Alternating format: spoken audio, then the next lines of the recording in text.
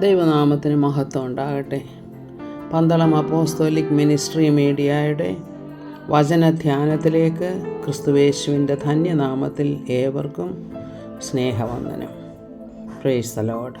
ഇന്നത്തെ നമ്മുടെ അല്പസമയത്തെ വചനധ്യാനത്തിനായിട്ട് എടുത്തിരിക്കുന്ന വേദഭാഗം വിശുദ്ധ ലൂക്കോസിൻ്റെ സുവിശേഷം 16-ാം അധ്യായത്തിൽ പറഞ്ഞിരിക്കുന്ന ധനവാനും ലാസറും എന്നുള്ള ആ ഒരു കഥയാണ്.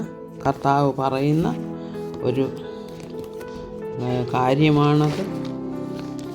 ധനവാനും ലാസറും. ധനവാനായ മനുഷ്യൻ വളരെ ആഡംബരത്തോടുകൂടെ ദിവസം പ്രതി സുഖിച്ചുകൊണ്ടിരുന്നു. എന്നാൽ ലാസർ എന്നു പേരുള്ള ഒരു ദരിദ്രൻ വ്രണം നിറഞ്ഞവനായി അവൻ്റെ പടിപ്പുരയ്ക്കൽ കിടന്നു. ഇനി അവൻ കഴിഞ്ഞത് എങ്ങനെയാണ്, ജീവിച്ചിരുന്നത് എങ്ങനെയാണ്? ധനവാന്റെ മേശയിൽ നിന്നും വീഴുന്ന അപ്പനുറുക്കുകൾ കൊണ്ട് വിശപ്പടക്കാൻ അവൻ ശ്രമിച്ചു. അതുപോലെ തന്നെ വളരെ വ്രണങ്ങളൊക്കെ ഉണ്ടായിരുന്നു. നായ്ക്കൾ പോലും വന്ന് അവൻ്റെ വ്രണം നക്കും. അത്ര ഒരു സ്ഥിതിയിലായിരുന്നു അവൻ്റെ ദയനീയാവസ്ഥ.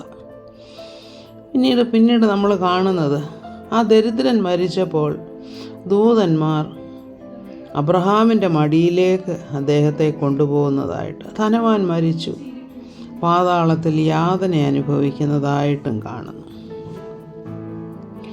അപ്പോൾ ധനവാന് ഒരു ചിന്ത വരികയാണ്, ഈ ലാസർ എൻ്റെ പടിപ്പുരയ്ക്കൽ കിടന്നാണല്ലോ, അവൻ ഇത്രമാത്രം സുഖം അനുഭവിക്കുന്നു, ഞാനോ ഇവിടെ കിടന്ന് വേദന അനുഭവിക്കുന്നു.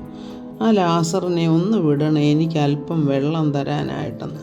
നമുക്കെല്ലാവർക്കും അറിയാവുന്ന ഒരു കഥയാണിത്. ഇവിടെ എന്താണ് കർത്താവ് ഇതിൽ നിന്ന് ഉദ്ദേശിക്കുന്നത് എന്നാണ് നാം മനസ്സിലാക്കേണ്ടത്. ഈ ധനവാന്റെ വാതിക്കലാണ് ഈ ലാസറസ് കിടന്നത്. അവനെ അവിടെ നിന്ന് ഓടിച്ചു വിട്ടുമൊന്നുമില്ല. എങ്കിലും പിന്നെ എന്ത് കുഴപ്പമാണ് അവൻ്റെ ജീവിതത്തിൽ വന്നത് എന്ന് വെച്ചാൽ, സഹായിപ്പാൻ ആരുമില്ലാത്ത ഒരു വ്യക്തി തൻ്റെ വാതിക്കൽ കിടക്കുന്നു. അവനോട് അല്പം പോലും കരുണ തോന്നിയില്ല. അടിച്ചോടിച്ചില്ലെന്നേ ഉള്ളൂ, അല്പം പോലും കരുണ തോന്നിയില്ല.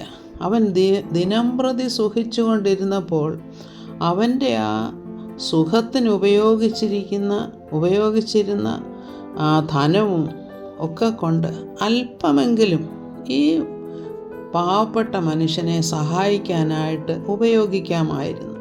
അവൻ്റെ മുറിവുകളെ വെച്ച് കെട്ടാനായിട്ട് അല്പം മരുന്നോ എണ്ണയോ ഒക്കെ കൊടുക്കാൻ അവന് സാധ്യമാകുമായിരുന്നു. അതുപോലെ ആ വിശപ്പടക്കുന്നത് എങ്ങനെയാണ്? ആ അപ്പനുറുക്കുകൾ വീണുകൊണ്ടിരുന്നത്. അന്നത്തെ കാലത്താണെങ്കിൽ, ഇന്ന് നമ്മൾ പേപ്പർ ടിഷ്യൂസ് നമ്മൾ ടേബിളിൽ ഉപയോഗിക്കുന്നത് പോലെ കൈയുടെ ആ ഭക്ഷണത്തിൻ്റെ ഇതൊക്കെ എച്ചിലൊക്കെ തുടച്ച് കളയാനായിട്ട് ഉപയോഗിച്ചു കൊണ്ടിരുന്ന ഒരു രീതിയാണ് ഈ അല്പം ബ്രെഡിൻ്റെ കഷണമെടുത്ത് കൈയൊക്കെ ഒന്ന് തുടച്ച് അതങ്ങോട്ട് കളയുന്നത്. അതാണ് അപ്പനുറുക്കുകൾ, അതായത് മേശയിൽ നിന്ന് വീഴുന്ന അപ്പനുറുക്കുകൾ എന്ന് പറയുന്നത്. അപ്പോൾ എന്താണ് ഈ ധനവാൻ ചെയ്യേണ്ടിയിരുന്നത്? അത് അവൻ ചെയ്തില്ല. കാരണം വളരെ നന്നായിട്ട് ആ പാവപ്പെട്ട മനുഷ്യനെ സഹായിക്കാമായിരുന്നു, എന്നാൽ സഹായിച്ചില്ല. അതാണ് അദ്ദേഹത്തിൻ്റെ ആ ഏറ്റവും വലിയ തെറ്റ്. താൻ യാതനാസ്ഥലത്ത് പോകുവാൻ ഇടയാക്കിയ തൻ്റെ സ്വഭാവം അതായിരുന്നു. അതായത് നമ്മെ കർത്താവ് ഒരു നന്മയിലാക്കി വെക്കുമ്പോൾ ആ നന്മയുടെ ആ ഒരല്പമെങ്കിലും അത് ഷെയർ നമ്മുടെ ചുറ്റുമുള്ള പാവപ്പെട്ടവർക്ക് കൊടുക്കാൻ നാം കടപ്പെട്ടവരാണ്. അല്ലെങ്കിൽ അത് വലിയ പാപമാണ്. നമ്മുടെ ഒന്നും യോഗ്യത കൊണ്ടൊന്നുമല്ല നമുക്ക് പണമോ പ്രതാപമോ ഒക്കെ ലഭിച്ചിരിക്കുന്നത്. അത് നമ്മൾ ഓർക്കണം. അത് ദൈവത്തിൽ നിന്നും നമുക്ക് കിട്ടിയ നന്മയാണ്. അപ്പോൾ ആ നന്മ അങ്ങനെ തന്നിരിക്കുമ്പോൾ അത് മറ്റുള്ളവർക്കും കൂടെ, ആവശ്യക്കാർക്ക് കൂടെ അല്പമെങ്കിലും പകർന്നു കൊടുക്കുക എന്നുള്ളത് ക്രിസ്തീയ ജീവിതത്തിൽ നാം ഓർത്തിരിക്കേണ്ട ഒരു കാര്യമാണ്. അത് നമുക്കറിയാം. പൗലോസ് അപ്പോസ്തലനും പത്രോസ് അപ്പോസ്തലനും അവർ കൃപയുടെ സുവിശേഷവും പരിച്ഛേദനക്കാരുടെ ഇടയിലുള്ള സുവിശേഷവുമായിട്ട് രണ്ടായിട്ട് പിരിയുന്ന നേരത്തും പൗലോസിനോട് പറയുന്നതായിട്ട് ദരിദ്രരെ ഞങ്ങൾ ഓർത്തുകൊള്ളണമെന്ന് മാത്രം അവർ പറഞ്ഞു. അങ്ങനെ ചെയ്യാൻ ഞാൻ ഉത്സാഹിച്ചുമിരുന്നു എന്ന് പറയുന്നു. അപ്പോൾ നമ്മുടെ ചുറ്റുമുള്ള ദരിദ്രരെ നാം ഓർക്കുക എന്നുള്ളത് നമ്മുടെ കടമയാണ്. അത് കർത്താവ് നമ്മിൽ നിന്നും ആഗ്രഹിക്കുന്നു. നമ്മുടെ ഗുണം കൊണ്ടൊന്നുമല്ല നമുക്ക് ലഭിച്ചിരിക്കുന്ന നന്മകൾ.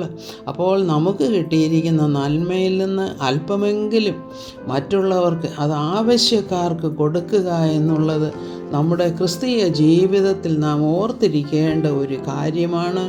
അത് നമ്മൾ മറന്നു പോകരുത്. അതായത് നമ്മുടെ ദാനങ്ങളൊക്കെ എല്ലാം ഉയരത്തിൽ നിന്ന് വരുന്നുവെന്ന് ഇന്നലെ നാം കേട്ടു. അപ്പം ക്രിസ്തുവാണ് നമുക്ക് കിട്ടിയ ഏറ്റവും വലിയ ദാനമെന്നും കേട്ടു. എന്നാൽ ക്രിസ്തു നമുക്ക് തന്നിരിക്കുന്ന ദാനങ്ങളിൽ നിന്നും മറ്റുള്ളവർക്ക് കൊടുക്കുക, അല്ലെങ്കിൽ ഷെയർ ചെയ്യുക, ആവശ്യക്കാരെ സഹായിക്കുക എന്നുള്ളത് നമ്മുടെ കടമയാണ്. ഇങ്ങനെ ചെയ്യാനായിട്ട് ദൈവമായ കർത്താവ് നമുക്ക് ഓരോരുത്തർക്കും കൃപ തരട്ടെ, കരുണയുള്ള ഹൃദയം തരട്ടെ എന്ന് പ്രാർത്ഥിക്കുന്നു. സകല മഹത്വവും കർത്താവിന്. ആമേൻ. Praise the Lord.